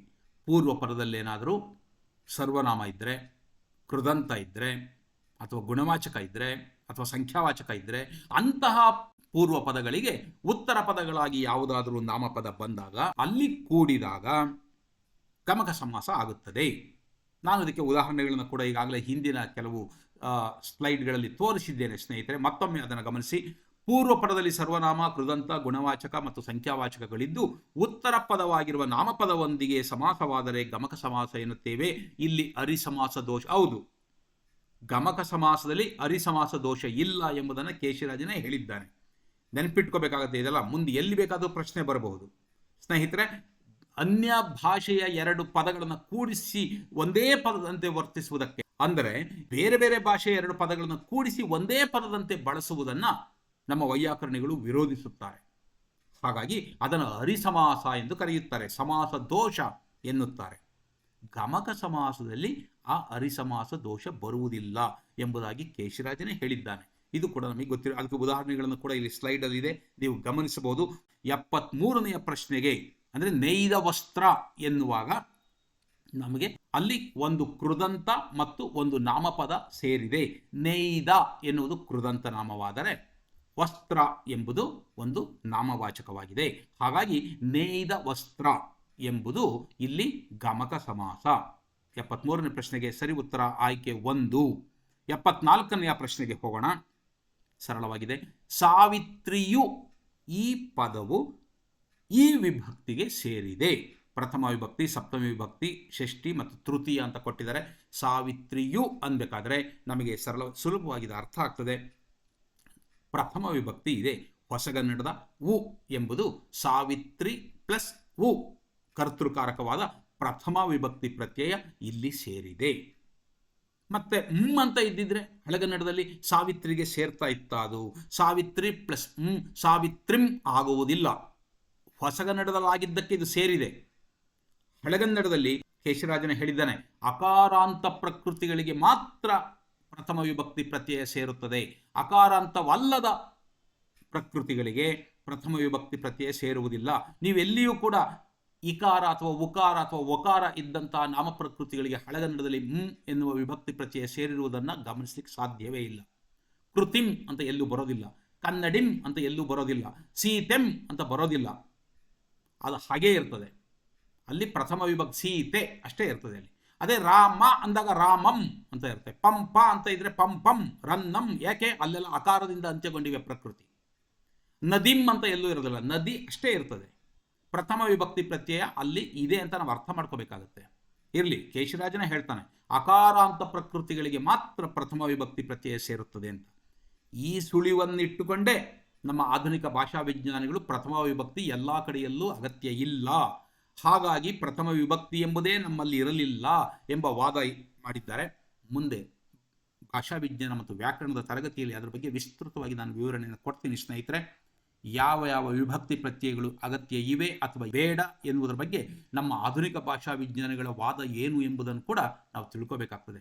ಇರಲಿ, ಇಲ್ಲಿ ಸಾವಿತ್ರಿಯು ಅಂದಾಗ ನಾವು ಪ್ರಥಮ ವಿಭಕ್ತಿಯನ್ನು ಈ ಒಂದು ಪದದಲ್ಲಿ ಗಮನಿಸಲಿಕ್ಕೆ ಸಾಧ್ಯವಿದೆ. ನಾಮ ಪ್ರಕೃತಿ ಸಾವಿತ್ರಿ ಆದರೆ ಉ ಎಂಬ ಪ್ರಥಮ ವಿಭಕ್ತಿ ಸೇರಿ ಅದು ನಾಮಪದ ಆಗಿದೆ. 74ನೆಯ ಪ್ರಶ್ನೆಗೆ ಸರಿ ಉತ್ತರ ಆಯ್ಕೆ 1 ಸಾವಿತ್ರಿಯು, ಇದು ಪ್ರಥಮ ವಿಭಕ್ತಿ. 75ನೆಯ ಪ್ರಶ್ನೆಯನ್ನು ಗಮನಿಸೋಣ. ಈ ಕೆಳಗಿನವುಗಳಲ್ಲಿ ಅಂಶಿ ಸಮಾಸಕ್ಕೆ ಉದಾಹರಣೆಯಾದ ಪದ. ಸ್ನೇಹಿತರೆ, ಈಗಾಗಲೇ ಹಿಂದೆ ಬಂದಿದೆ, ಗಮನಿಸಿ. ತಲೆನೋವು, ಹೊಸಗನ್ನಡ, ಕಡೆಗಣ್ಣು, ಕಣ್ದೇರೆ, ಇವುಗಳಲ್ಲಿ ಯಾವುದು ಅಂಶಿ ಸಮಾಸ? ನಾವು ಹಿಂದೆ ಅಂಶಿ ಸಮಾಸಕ್ಕೆ ಸಂಬಂಧಪಟ್ಟಂಥ ವಿವರಣೆಯನ್ನು ಕೊಟ್ಟಿದ್ದೆ ನಿಮಗೆ. ಅಂಶ ಮತ್ತು ಅಂಶಿವಾಚಕವಾಗಿರಬೇಕು. ಪೂರ್ವ ಪದ ಮತ್ತು ಉತ್ತರ ಪದ ಹೇಗಿರಬೇಕು ಅನ್ನೋದನ್ನು ಹೇಳಿದ್ದೆ. ಒಂದು ಅಂಶ ಯಾವುದೋ ಒಂದು ವಸ್ತುವಿನ ಅಥವಾ ವ್ಯಕ್ತಿಯ ಒಂದು ಅಂಶ, ಒಂದು ಭಾಗ, ಅದನ್ನು ನಾವೇನಂತೀವಿ? ಅಂಶ ಅಂತ ಕರಿತೀವಿ. ಅಂಶವನ್ನು ಒಳಗೊಂಡಿದ್ದನ್ನು ಅಂಶಿ ಅಂತ ಕರಿತೀವಿ. ನಾನು ಹೇಳಿದ್ದೆ ನಿಮಗೆ, ನನ್ನ ದೇಹ ಒಂದು ಅಂಶಿ ಆದರೆ ನನ್ನ ಬೆರಳುಗಳು ಅಥವಾ ನನ್ನ ಕೈ ಒಂದು ಅಂಶ. ಇಲ್ಲಿ ನಾವು ಗಮನಿಸಬೇಕಾದ ವಿಚಾರ ಏನು ಅಂದರೆ, ಪೂರ್ವ ಮತ್ತು ಉತ್ತರ ಪದಗಳು ಅಂಶ ಅಂಶಿ ವಾಚಕವಾಗಿದ್ದು ಕೂಡಿದಾಗ ಅಂದರೆ ಸಮಾಸ ಪದವಾದಾಗ ಬರುವ ಪೂರ್ವ ಪದದ ಅರ್ಥ ಪ್ರಧಾನವಾಗಿದ್ದರೆ ಅದನ್ನು ನಾವು ಅಂಶಿ ಸಮಾಸ ಎಂದು ಕರೆಯುತ್ತೇವೆ. ಅಂಶಿ ಸಮಾಸದಲ್ಲಿ ಪೂರ್ವೋತ್ತರ ಪದಗಳು ಕೂಡಿದಾಗ ಅದಲು ಬದಲಾಗುತ್ತವೆ ಎಂಬುದನ್ನು ನಾವು ಗಮನದಲ್ಲಿಟ್ಟುಕೊಂಡು ಇಲ್ಲಿ ಮಾತನಾಡಬೇಕು. ಇಲ್ಲಿ ನಾವು ಗಮನಿಸಬೇಕಿಲ್ಲಿ ತಲೆನೋವು ಅನ್ನೋ ಪದ ಇದೆ. ತಲೆನೋವು ನಮಗೆಲ್ಲ ಗೊತ್ತಿರುವಂತೆ ತತ್ಪುರುಷ ಸಮಾಸ. ತಲೆಯಲ್ಲಿ ಪ್ಲಸ್ ನೋವು, ತತ್ಪುರುಷ ಸಮಾಸ. ವಸತು ಪ್ಲಸ್ ಕನ್ನಡ, ಈ ಕಡೆಯಲ್ಲಿ ಏನಿದೆ? ಅಲ್ಲಿ ವಿಶೇಷಣ ವಿಶೇಷ್ಯ ಇದೆ. ವಸತು ಪ್ಲಸ್ ಕನ್ನಡ, ಇದು ಹೊಸಗನ್ನಡ ಕರ್ಮಧಾರೆಯ ಸಮಾಸ. ಇನ್ನೊಂದು ಯಾವ್ದು ಕೊಟ್ಟಿದ್ದಾರೆ? ಕಣ್ ಪ್ಲಸ್ ತೆರೆ. ನಮಗೆ ಅರ್ಥ ಆಗ್ತದೆ, ಇದು ಒಂದು ಕಡೆ ನಾಮವಾಚಿ ಇದೆ, ಇನ್ನೊಂದು ಕಡೆಯಲ್ಲಿ ಧಾತು ಅಥವಾ ಕ್ರಿಯಾವಾಚಿ ಇದೆ. ಹಾಗಾಗಿ ಕಣ್ ಪ್ಲಸ್ ತೆರೆ, ಕಣ್ದೆರೆ ಕ್ರಿಯಾ ಸಮಾಸ. ಹಾಗಾದರೆ ಮತ್ತೆ ಇದಕ್ಕೆ ಅಂಶಿ ಸಮಾಸಕ್ಕೆ ಉದಾಹರಣೆ ಕಣ್ಣಿನ ಪ್ಲಸ್ ಕಡೆ ಎಂಬ ವಿಗ್ರಹ ರೂಪವನ್ನು ಒಳಗೊಂಡ ಕಡೆಗಣ್ಣು. ಕಣ್ಣಿನ ಪ್ಲಸ್ ಕಡೆ, ಕಡೆ ಕಡೆ ಅಂದರೆ ಕೊನೆ ಎನ್ನುವ ಅರ್ಥದಲ್ಲಿ ಇದನ್ನು ಕಡೆಗಣ್ಣು ಅಂತೀವಿ. ಇದು ಅಂಶಿ ಸಮಾಸ. ಇವೆಲ್ಲವುಗಳ ಬಗ್ಗೆ ವಿವರವಾಗಿ ಉದಾಹರಣೆಗಳ ಸಹಿತ ನಾವು ತಿಳಿದುಕೊಂಡಾಗ ಯಾವ ಸುಲಭವಾಗಿ ನಾವು ಬಿಡಿಸಲಿಕ್ಕೆ ಸಾಧ್ಯ ಆಗ್ತದೆ. ಅದಕ್ಕೋಸ್ಕರ ನಿಧಾನವಾಗಿ ಅರ್ಥ ಮಾಡ್ಕೋಬೇಕಷ್ಟೇ. ವ್ಯಾಕರಣದ ವಿಚಾರಗಳು ಬಂದಾಗ ಸ್ಪಷ್ಟವಾಗಿ ತಿಳಿದುಕೊಂಡ ವಿದ್ಯಾರ್ಥಿ ಸುಲಭವಾಗಿ, ಮೊನ್ನೆ ಸಂಚಿಕೆಯಲ್ಲಿ ಮಾತಾಡ್ತಾ ಇದ್ವಲ್ಲ, ಸುಲಲಿತವಾದ ಸುಲಿದ ಬಾಳೆಯ ಹಣ್ಣಿನಂದದಿ ಕನ್ನಡ ಅಂತಾರಲ್ಲ, ಯಾರಿಗೆ ಸ್ಪಷ್ಟವಾಗಿ ಸೂಕ್ಷ್ಮವಾಗಿ ಗ್ರಹಿಸಿ ಯಾರು ಅದನ್ನು ಅರ್ಥ ಮಾಡ್ಕೊಂಡಿರ್ತಾರೋ ಅವರಿಗೆ ಮಾತ್ರ ಸುಲಿದ ಬಾಳೆಯ ಹಣ್ಣಿನಂದದಿ, ಕಳೆದ ಸಿಗುರಿನ ಕಬ್ಬಿನಂದದಿ ಕನ್ನಡ. ಇಲ್ಲದೇ ಇದ್ದವರಿಗೆ ಕಬ್ಬಿಣದ ಕಡಲೆಯೇ ಅದು. ಅರ್ಥ ಮಾಡ್ಕೋಬೇಕಷ್ಟೇ. ಕಣ್ಣಿನ ಪ್ಲಸ್ ಕಡೆ, ಕಡೆಗಣ್ಣು ಆದಾಗ ಪೂರ್ವೋತ್ತರ ಪದಗಳು ಆ ಕಡೆ ಈ ಕಡೆ ಬಂದಿವೆ ಎಂಬುದೂ ನಿಮ್ಮ ಗಮನಕ್ಕೆ ಬರಬೇಕು. 75ನೆಯ ಪ್ರಶ್ನೆಗೆ ಸರಿ ಉತ್ತರ 3. ಕಡೆಗಣ್ಣು ಅಂಶಿ ಸಮಾಸಕ್ಕೆ ಉದಾಹರಣೆ. ಮುಂದಿನ ಪ್ರಶ್ನೆ, ಹೊಂದಿಸಿ ಬರೆಯಿರಿ. ಇಲ್ಲಿಯೂ ಕೂಡ ಕೆಲವು ವ್ಯಾಕರಣಾಂಶಗಳನ್ನೇ ಕೊಟ್ಟಿದ್ದಾರೆ. ಭಾವಸೂಚಕ ಅವ್ಯಯ, ಕೃದಂತ ಅವ್ಯಯ, ತದ್ದಿತಾಂತ ಅವ್ಯಯ, ಅವಧಾರಣಾರ್ಥಕ ಅವ್ಯಯ. ಸ್ನೇಹಿತರೆ, ಅವ್ಯಯಗಳಲ್ಲಿ ಎಷ್ಟು ವಿಧಗಳಿವೆ ಅಂತ ಒಂದು 8 ವಿಧಗಳನ್ನು ನಾನು ಹಿಂದೀಗಾಗಲೇ 2-3 ಪ್ರಶ್ನೆಗಳು ಬಂದುಬಿಟ್ಟಿವೆ. ಇದ್ರ ಬಗ್ಗೆ ಸೊಗಸಾಗಿ ಚೆನ್ನಾಗಿ ಇದು ಯಾವ ಅವ್ಯಯ ಅಂತ ಬಂತಲ್ಲ, ಇರಲಿ, ಇಲ್ಲಿ ಗಮನಿಸೋಣ. ಈ ಕಡೆ ಆ ಪಟ್ಟಿ ಮತ್ತು ಬಾ ಪಟ್ಟಿಗಳಲ್ಲಿರೋದನ್ನು ಕೂಡಿಸ್ಬೇಕಾಗತ್ತೆ ನಾವು. ಅಲ್ಲಿ ಇರಲಾಗಿ, ನಾನೆ, ಅಬ್ಬ, ತನಕ ಅಂತ ಇವೆ. ಇದನ್ನು ಹೀಗೆ ನೀವು ಒಂದ್ಸಲ ಉತ್ತರಕ್ಕೆ ಹೋಗೋದಕ್ಕೆ ಮುಂಚೆ, ನಾನು ಮುಂದಿನ ಸ್ಲೈಡಲ್ಲಿ ನನ್ನ ಉತ್ತರ ಇದ್ರೂ ಕೂಡ ನಾನು ನಿಮಗೆ ಅದನ್ನು ತೋರಿಸಿದೆ. ಇಲ್ಲೇ ನಿಮ್ಮನ್ನು ಸುಮ್ಮನೆ ನಿಮ್ಮ ಒಂದು ಗ್ರಹಿಕೆಗೆ ಗಮನಿಸಿ. ಇರಲಾಗಿ ಎನ್ನುವುದೇನದು? ಯಾವ ಅವ್ಯಯ ಆಗ್ತದೆ? ಕೃದಂತ ಅವ್ಯಯ. ಕೃದಂತ ಅಂದ್ರೆ ಏನು ಅನ್ನೋದು ಗೊತ್ತಿರಬೇಕು ನಮಗೆ. ಕೃದಂತ ಭಾವನಾ ಮುಂದೆ ಮತ್ತೆ ಬರುತ್ತೆ. ಈಗ ಒಂದು ಕೃತಿ ಅಥವಾ ಒಂದು ಕಾರ್ಯವನ್ನು ಸೂಚಿಸ್ತಕ್ಕಂಥ ಕ್ರಿಯಾವಾಚಿ ಅಥವಾ ಧಾತುವಿನಿಂದ ನಿಷ್ಪತ್ತಿಯಾಗಿರ್ತವೆ, ಕೃದಂತ ನಾಮಗಳು ಅಂತ ಕರಿತೀವಿ. ಅಲ್ಲಿ ಅದರ ಹೆಸರೇ ಹೇಳ್ತದೆ ನೋಡಿ, ಕೃತಿಯಿಂದ ಅದು ಅಂತ್ಯ, ಕೃದಂತ ಅಂತ ಕರಿತೀವಿ. ಇದರಲ್ಲಿ ಬೇರೆ ಬೇರೆ ಥರದ ವಿಧಗಳಿವೆ. ಕೃದಂತ ಭಾವನಾಮಗಳು, ನಿಷೇಧಾರ್ಥಕ ಕೃದಂತ ನಾಮಗಳು. ಮುಂದೆ ನಾವೆಲ್ಲವನ್ನು ಗಮನಿಸ್ತೀವಿ ನಾವಿಲ್ಲಿ. ಇಲ್ಲಿ ಗಮನಿಸ್ಬೇಕು ನೀವು. ಕೃದಂತ ಅವ್ಯಯ ಯಾವುದು? ಇರಲಾಗಿ ಎಂಬುದು ಕೃದಂತ ಅವ್ಯಯ ಆಗ್ತದೆ. ನಾನೇ ಅವಧಾರಣಾರ್ಥಕ. ಅವಧಾರಣೆ ಅಂದರೆ ನಿಶ್ಚಿತ, ನಿರ್ಧರಿತ ಅನ್ನೋ ಅರ್ಥದಲ್ಲಿ. ಇದೇ, ಅದೇ ಅನ್ನೋದನ್ನು ಅವಧಾರಣೆ ಎಂದು ಕರೆಯುತ್ತಾರೆ. ನಾನೇ ಎನ್ನುವಲ್ಲಿ ಕಂಡುಬರುವ ಏ ಇದೆಯಲ್ಲ, ಶಬ್ದಮಣಿ ದರ್ಪಣದಲ್ಲಿ ಕೇಶಿರಾಜ ಹೇಳ್ತಾನೆ, ಏ ಅವಧಾರಣೆಯ ಸ್ವರ. ಇನ್ನೊಂದು ಪ್ರಶ್ನೆ ಪತ್ರಿಕೆಯಲ್ಲಿ ಕೊಟ್ಬಿಡ್ತಾನೆ, ಎ ಓ ಓ. ಇದರಲ್ಲಿ ಅವಧಾರಣೆಯ ಸ್ವರ ಯಾವುದು ಅಂತ. ಇದೇ, ಅವನೇ, ಅವಳೇ, ನಾನೇ, ನೀನೇ. ಇಲ್ಲಿ ನಿಶ್ಚಯ ಇದೆ ತಾನೆ. ಏ ಬಂತು ಅಂದರೆ ಅದು ಅವಧಾರಣೆಯ ಸ್ವರ ಇದೆ, ಅಲ್ಲಿ ಅವಧಾರಣೆಯ ಅರ್ಥ ಬರ್ತಾ ಇದೆ. ಇಲ್ಲಿ ಅವಧಾರಣಾರ್ಥಕ ಅವ್ಯಯ ನಾನೇ. ಮುಂದೆ ಇನ್ನೊಂದು ಯಾವ್ದು ಕೊಟ್ಟಿದ್ದಾರೆ? ಅಬ್ಬಾ, ಅರ್ಥ ಆಗುತ್ತೆ ನಮಗೆ. ಇದು ಭಾವಸೂಚಕ ಅವ್ಯಯ. ತನಕ, ವರೆಗೆ, ತನಕ, ಗಂಟ ಅಥವಾ ಗುಂಟ, ಅಲ್ಲಿ ಗುಂಟ ಈ ಬಳಸ್ತೀವಲ್ಲ ಆಡುಭಾಷೆಯಲ್ಲಿ ಕೂಡ. ಇದನ್ನು ನಾವು ತದ್ದಿತಾಂತ ಅವ್ಯಯಗಳು ಅಂತ ಕರಿತೀವಿ. ವ್ಯಾಕರಣದ ಮುಂದಿನ ತರಗತಿಗಳು ಎಲ್ಲವನ್ನು ತಿಳ್ಕೊಳ್ಳುವಂತ್ರಿ. ಇಲ್ಲಿ ನಾವು ಗಮನಿಸಬೇಕು ಸರಿಯಾದ ಉತ್ತರ ಯಾವುದು. ಹಾಗಾದರೆ ಅಲ್ಲಿ ABCD ಅಂತ ಏನು ಕೊಟ್ಟಿದ್ದಾರೆ ಅವುಗಳನ್ನು ಗಮನಿಸ್ಬೇಕು ನೀವು. ನಾನು ಅದು ಸ್ಲೈಡಲ್ಲಿ ತೋರಿಸಿದ್ದೀನಿ. 76ನೆಯ ಪ್ರಶ್ನೆಗೆ ಸರಿ ಉತ್ತರ 3ನೇದು. ಎ ಎಂಬ ಅಕ್ಷರಕ್ಕೆ 3ನೆಯ ಸಂಖ್ಯೆ, B 1, C 4, D ಅಲ್ಲಿ 2. ಇದು ನಮಗೆ ಗೊತ್ತಾಗಬೇಕು. ಅಬ್ಬ ಎಂಬುದು ಭಾವಸೂಚಕ ಅವ್ಯಯ, ಇರಲಾಗಿ ಎಂಬುದು ಕೃದಂತ ಅವ್ಯಯ, ತನಕ ಎಂಬುದು ತದ್ದಿತಾಂತ ಅವ್ಯಯ, ನಾನೇ ಎಂಬುದು ಅವಧಾರಣಾರ್ಥಕ ಅವ್ಯಯ. ಇವುಗಳನ್ನು ಗಮನಿಸಬೇಕು, ನೆನಪಿಟ್ಕೊಂಡು ಮುಂದಿನ ಒಂದು ಪ್ರಶ್ನೆಗೆ ಹೋಗೋಣ. 77ನೆಯ ಪ್ರಶ್ನೆ. ಇಲ್ಲಿಯೂ ಕೂಡ ಪದಗಳನ್ನು ಆ ಕಡೆ ಈ ಕಡೆ ಹಾಕಿ ಅರ್ಥಪೂರ್ಣದ ವಾಕ್ಯವನ್ನು ರಚಿಸಿರಿ ಅಂತ ಹೇಳಿದ್ದಾರೆ. ಮನಸ್ಸು ಸ್ವೇಚ್ಛಾಚಾರಿಯಾಗಿ ಬಂದತ್ತ ಸ್ಥಿತಿವಂತನೂ ಅಲಿಯುವಷ್ಟು ನಾನಲ್ಲ. ಸ್ವಲ್ಪ ಆ ಕಡೆ ಈ ಕಡೆ ಪದಗಳನ್ನು ಹಾಕಿದ್ದಾರೆ. ನಾವಿಲ್ಲಿ ಗಮನಿಸಬೇಕಾಗತ್ತೆ ಸ್ನೇಹಿತರೆ, ಇದಕ್ಕೆ ಸರಿ ಉತ್ತರ ಯಾವುದು? ಸ್ವಲ್ಪ ನಿಧಾನವಾಗಿ ಓದಿಕೊಂಡ್ಬಿಟ್ರೆ ಇದು ಅಲ್ಲ ಅಂತ ಗೊತ್ತಾಗ್ಬಿಡುತ್ತೆ. ಯಾವುದು ಅಲ್ಲ ಅಂತ ಅನಿಸ್ಬಿಡುತ್ತೋ ಇದು ಸರಿ ಅಲ್ಲ ಅಂತ ಅನಿಸಿದಾಗ ಅದು ಬಿಟ್ಬಿಡಿ. ಈಗ ಗಮನಿಸಿ, ಅಲ್ಲಿ ನಾನು ಓದ್ತೀನಿ. ಸ್ವೇಚ್ಛಾಚಾರಿಯಾಗಿ ಮನಸ್ಸು ಅಲಿಯುವಷ್ಟು ಬಂದತ್ತ ಸ್ಥಿತಿವಂತನೂ ನಾನಲ್ಲ. ಅರ್ಥ ಕೊಡೋದಿಲ್ಲ. ಅಲಿಯುವಷ್ಟು ಮನಸ್ಸು ಸ್ವೇಚ್ಛಾಚಾರಿಯಾಗಿ ಬಂದತ್ತ ಸ್ಥಿತಿವಂತನೂ ನಾನಲ್ಲ. ಸರಿ ಹೋಗ್ತಾ ಇಲ್ಲ. ಮನಸ್ಸು ಬಂದತ್ತ ಸ್ವೇಚ್ಛಾಚಾರಿಯಾಗಿ ಅಲಿಯುವಷ್ಟು ಸ್ಥಿತಿವಂತನೂ ನಾನಲ್ಲ. ಏನೋ ಸ್ವಲ್ಪ ಅರ್ಥ ಇದೆ ಅನ್ಸುತ್ತಲ್ಲ, ಗಮನಿಸಿ ಸ್ವಲ್ಪ. 4ನೇದು ನೋಡಿಬಿಡೋಣ. ನಾನಲ್ಲ ಸ್ಥಿತಿವಂತನೂ ಸ್ವೇಚ್ಛಾಚಾರಿಯಾಗಿ ಬಂದತ್ತ ಮನಸ್ಸು. ಸರಿ ಹೋಗೋದಿಲ್ಲ. ಸುಲಭ ಅನಿಸುತ್ತೆ ಸ್ನೇಹಿತರೆ. ಈಗ ನಿಮಗೆ ಗೊತ್ತಾಯಿತು. ಆಯ್ಕೆ 3ನೆಯ ಉತ್ತರ ಏನಿದೆ ಅದು ಇದಕ್ಕೆ ಸರಿಯಾದ ಉತ್ತರ ಆಗ್ತದೆ. ಎಲ್ಲವೂ ಇಷ್ಟು ಸರಳವಾಗಿರೋದಿಲ್ಲ. ಇರಲಿ. 77ನೆಯ ಪ್ರಶ್ನೆಗೆ ಮನಸ್ಸು ಬಂದತ್ತ ಸ್ವೇಚ್ಛಾಚಾರಿಯಾಗಿ ಅಲಿಯುವಷ್ಟು ಸ್ಥಿತಿವಂತನೂ ನಾನಲ್ಲ. ಅದು ಅವ್ರು ಕೊಟ್ಟಿರ್ತಕ್ಕಂಥ ಉತ್ತರ ಆಗಿದೆ. ಹಾಗಾಗಿ 3ನೆಯ ಉತ್ತರವನ್ನು ಸರಿ ಉತ್ತರ ಅಂತ ಆಯ್ಕೆ ಮಾಡ್ಕೋಬೇಕಾಗುತ್ತೆ. 78ನೆಯ ಪ್ರಶ್ನೆಗೆ ಹೋಗೋಣ. ಪಾರಿಭಾಷಿಕ ಪದಗಳನ್ನು ಬಳಸುವಾಗ, ಅನ್ಯ ಭಾಷೆಯ ಪದಗಳನ್ನು ಬಳಸುವಾಗ, ಪ್ರಮುಖ ಪದಗಳನ್ನು ಸೂಚಿಸುವಾಗ ಈ ಚಿಹ್ನೆಯನ್ನು ಬಳಸಲಾಗುವುದು. ಯಾವುದು? 4 ಕೊಟ್ಟಿದ್ದಾರೆ ಅಲ್ಲಿ. ವಾಕ್ಯವೇಷ್ಟನ ಚಿಹ್ನೆ, ಅಲ್ಪವಿರಾಮ ಚಿಹ್ನೆ, ವಿವರಣಾತ್ಮಕ ಚಿಹ್ನೆ, ಅರ್ಧವಿರಾಮ ಚಿಹ್ನೆ. ಸ್ನೇಹಿತರೆ, ಹಿಂದೆ ಯಾವ ಉತ್ತರ ಬರೀಬೇಕೋ ಈಗ ಅದೇ ಉತ್ತರ ಇದ್ದಂಥ ಒಂದು ಪ್ರಶ್ನೆ ಬಂದಿತ್ತು.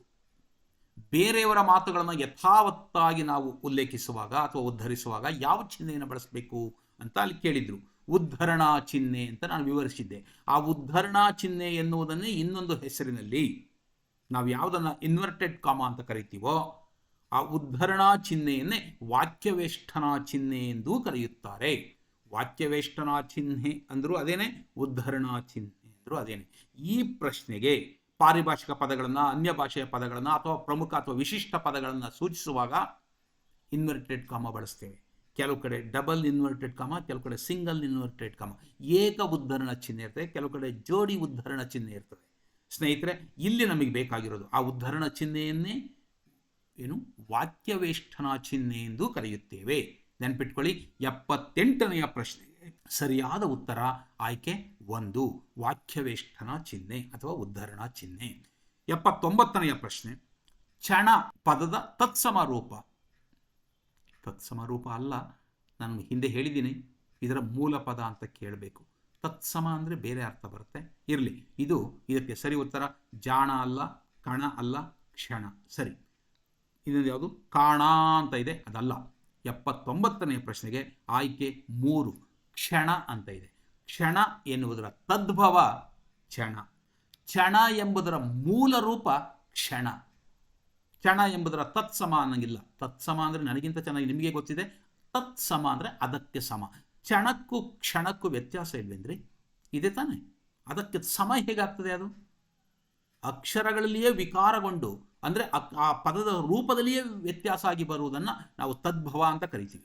ತದ್ಭವ ಪದ ಕೊಟ್ಟು ಅದರ ಮೂಲ ರೂಪ ಅಂತ ಕೇಳಬೇಕು, ಅದರ ತತ್ಸಮ ಯಾವುದು ಅಂತ ಕೇಳಬಾರದು. ಇರಲಿ, ಕೇಳಿದರೆ ನಾವು ಇಲ್ಲಿ ಅರ್ಥ ಮಾಡ್ಕೊಂಡು ಬರೀಬೇಕಷ್ಟೇ. ಈ ಕ್ಷಣ ಎಂಬ ಪದದ ತತ್ಸಮ ರೂಪ ಅಲ್ಲ, ಮೂಲ ರೂಪ ಕ್ಷಣ. ಆಯ್ಕೆ 3 ಎಂಬುದು ನಮಗೆ ಗೊತ್ತಾಗಬೇಕು. ಮುಂದಕ್ಕೋಣ. 80ನೆಯ ಪ್ರಶ್ನೆ, ಚಳ್ಳೆಹಣ್ಣು ತಿನ್ಸು ಒಂದು ನುಡಿಗಟ್ಟು.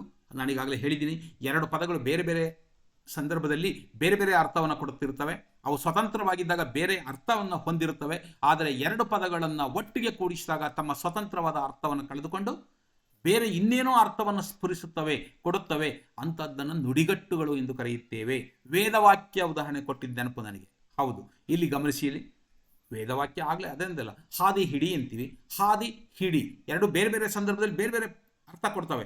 ಹಾದಿ ಹಿಡಿ ಎಂದಾಗ ಅನುಸರಿಸು ಎನ್ನುವ ಅರ್ಥವನ್ನು ಕೊಡ್ತವೆ. ಹೌದು, ಹಾಗೆ ತಾನೆ. ನುಡಿ ಪ್ಲಸ್ ಕಟ್ಟು ನುಡಿಗಟ್ಟು ಅನ್ನುತ್ತೆ. ಆ ನುಡಿಗಟ್ಟು ಎಂಬುದೇ ಒಂದು ನುಡಿಗಟ್ಟು. ಇರಲಿ, ಇಲ್ಲಿ ಗಮನಿಸಿ. ಚಳ್ಳೆ ಹಣ್ಣು ತಿನ್ನಿಸು ಅನ್ನೋದು ಒಂದು ನುಡಿಗಟ್ಟು. ಏನು ಅರ್ಥ ಕೊಡುತ್ತದೆ? ಹಣ್ಣನ್ನು ತಿನ್ನಿಸು, ಒಳ್ಳೆ ಹಣ್ಣನ್ನು ತಿನ್ನಿಸು, ಮೋಸ ಮಾಡಿ ಹೋಗು, ಚಿಕ್ಕ ಹಣ್ಣನ್ನು ತಿನ್ನಿಸು. ನಮಗೆ ಅರ್ಥ ಆಗುತ್ತೆ, ಯಾವಾಗಲೂ ಬಳಸ್ತಾ ಇರ್ತೀವಿ.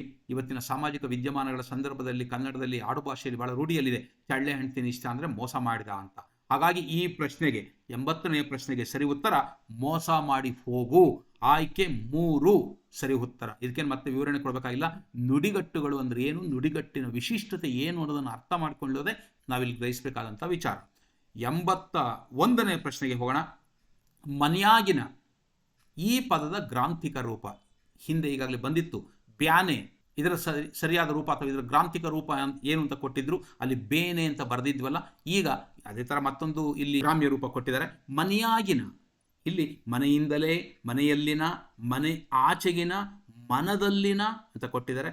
ಮನೆಯಲ್ಲಿನ, ಮನೆಯಾಗಿನ ಅಂತ ಬಳಸ್ತೀವಿ ಆಡು ಭಾಷೆಯಲ್ಲಿ. ಆದರೆ ಗ್ರಾಂಥಿಕ ರೂಪದಲ್ಲಿ ಮನೆಯಲ್ಲಿನ, ಮನೆಯಾಗಿನ ಅನ್ನೋದಕ್ಕೆ ಸರಿಯಾದ ಗ್ರಾಂಥಿಕ ರೂಪ ಮನೆಯಲ್ಲಿನ ಅನ್ನೋದನ್ನು ನಾವು ಆಯ್ಕೆ ಮಾಡಬೇಕಾಗುತ್ತೆ. 81ನೇ ಪ್ರಶ್ನೆಗೆ ಸರಿ ಉತ್ತರ ಆಯ್ಕೆ 2. 82ನೆಯ ಪ್ರಶ್ನೆ, ಅವರು ದಿನನಿತ್ಯ ಸಂಧ್ಯಾ ವಂದನೆಗಳನ್ನು ಮಾಡುತ್ತಿದ್ದರು. ಪೂರ್ಣವಿರಾಮ ಇದೆ ಅಲ್ಲಿ.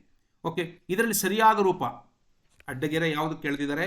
ಸಂಧ್ಯಾ ವಂದನೆಗಳನ್ನು ಅಂತ ಇದೆ. ಅಲ್ಲಿ 4 ಉತ್ತರಗಳಲ್ಲಿ ಒಂದು ಸಣ್ಣ ಸಣ್ಣ ತಪ್ಪಾಗಿದೆ, ಕಾಗುಣಿತ ದೋಷ ಇದೆ. ಅದನ್ನು ಗುರುತಿಸಬೇಕಾಗುತ್ತೆ. 1ನೇದರಲ್ಲಿ ಏನಿದೆ? ಸಂಧ್ಯಾ ವಂದನೆಗಳನ್ನು ಇದೆ. 2ನೇದರಲ್ಲಿ ಸಂಧ್ಯಾ ವಂದನೆಗಳನ್ನು ಅಂತ ಇದೆ. 3ನೇದು ಸಂಧ್ಯಾ ವಂದನೆಗಳನ್ನು ಅಂತ ಇದೆ. 4ನೇದು ಸಂಧ್ಯಾ ವಂದನೆಗಳನ್ನು ಅಂತ ಇದೆ. ಮಹಾಪ್ರಾಣ ಬೇರೆ ಬೇರೆ ಕಡೆ ಹೋಗಿದೆ, ಕೆಲವು ಕಡೆ ಇಲ್ಲ, ಕೆಲವು ಕಡೆ ಇದೆ. ನಾವು ಗಮನಿಸ್ಬೋದು.